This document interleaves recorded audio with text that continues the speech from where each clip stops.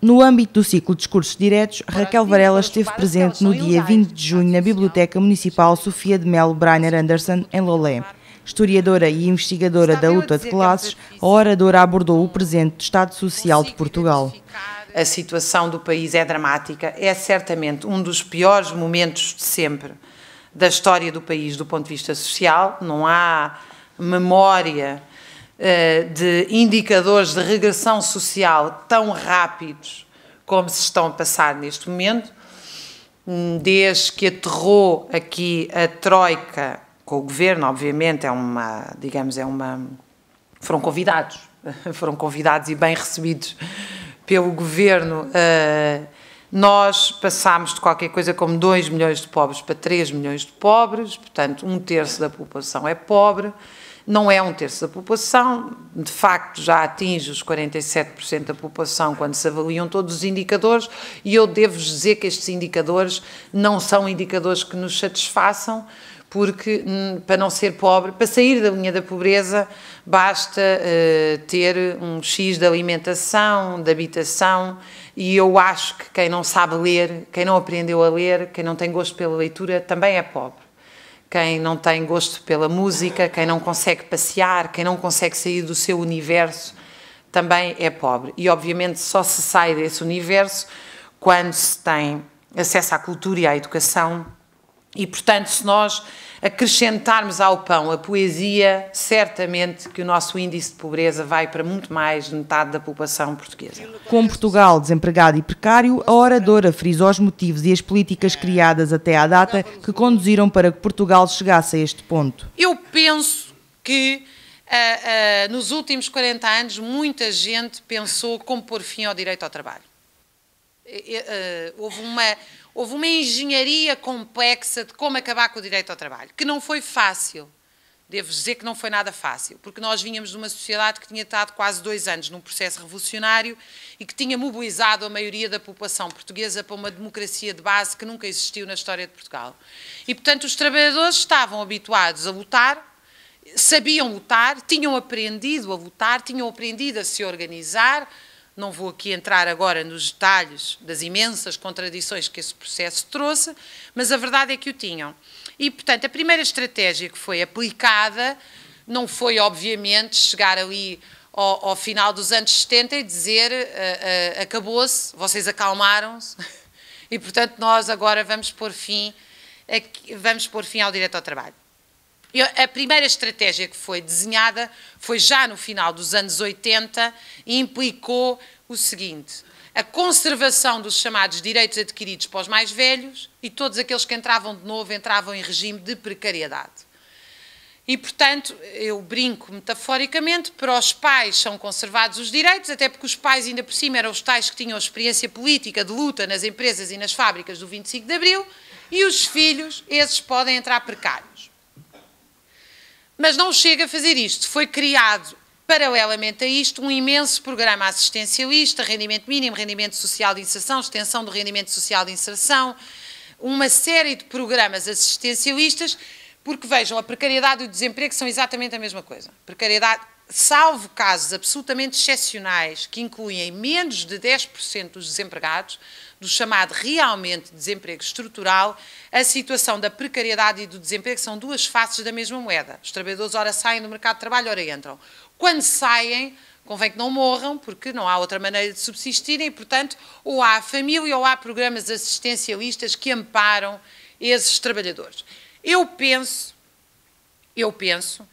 sobre as primeiras duas razões eu tenho a certeza absoluta. Por exemplo, generalizaram-se no país, e isto atingiu centenas de milhares de trabalhadores em setores industriais e dos serviços, as reformas antecipadas em trabalhadores com 42, 45, 50, 55 anos, foram para casa 10, 15 anos a receber as reformas por inteiros e foram substituídos por trabalhadores precários.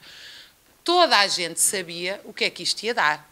e a dar a insustentabilidade da segurança social, porque, obviamente, saem 10 ou 15 anos antes para a reforma os que ganham mais e são substituídos por, em média, um trabalhador precário em Portugal ganha menos 37% a 45% menos.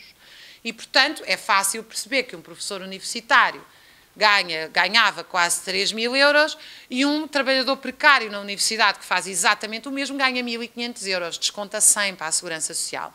Isto é em todos os níveis de emprego. A banca, talvez seja o caso mais óbvio que vocês conhecem bem, mas foi nos seguros, foi na Marconi, foi em todas as empresas. As empresas, antes de serem privatizadas, os futuros donos das empresas que antes eram nacionalizadas foram ter com os governos e disseram, bom, nós queremos as empresas, mas não queremos os trabalhadores com direitos. E então o Fundo Social Europeu e a Segurança Social juntaram-se e esses trabalhadores foram todos para casa, reformados ou pré-reformados, substituídos por trabalhadores precários, e aí sim as empresas já foram privatizadas, com lucro bem entendido, para depois distribuir esse lucro pelos acionistas. Portanto, esse processo massivo aconteceu. Eu penso que aconteceu um terceiro fator, sobre o qual esse já não tenho dados empíricos, que é os trabalhadores aceitaram uma terceira coisa, que foi manter os filhos em casa muito para lá do que era aceitável e pagar a parte do salário dos filhos que não era paga pelos patrões.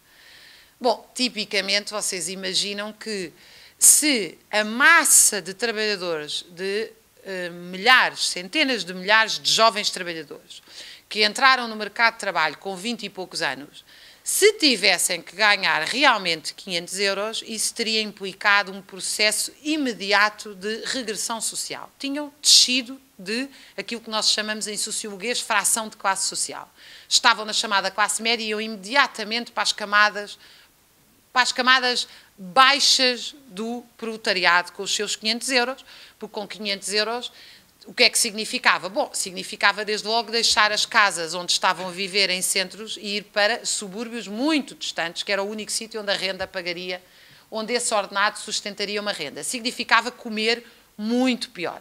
Significava abdicar de todo o tipo de vida social, porque ninguém ganha 500 euros, pode ir a uma discoteca, pode ir dançar, pode ir jantar fora, pode pôr os filhos num colégio, pode seja o que for. Com 500 euros em Portugal não se faz rigorosamente nada a não ser comer e manter-se vivo, como vocês sabem se olharem os preços à vossa volta.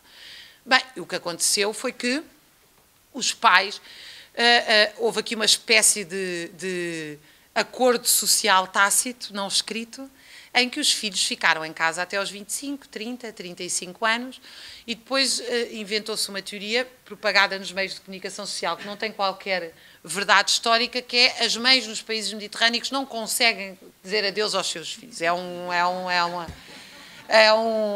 Pronto, os seus meninos em casa, e em Itália até há piadas sobre isto, do rapaz que vem com 35 anos no carro da empresa e diz, mamma, pronta la pasta, que eu estou a chegar a casa.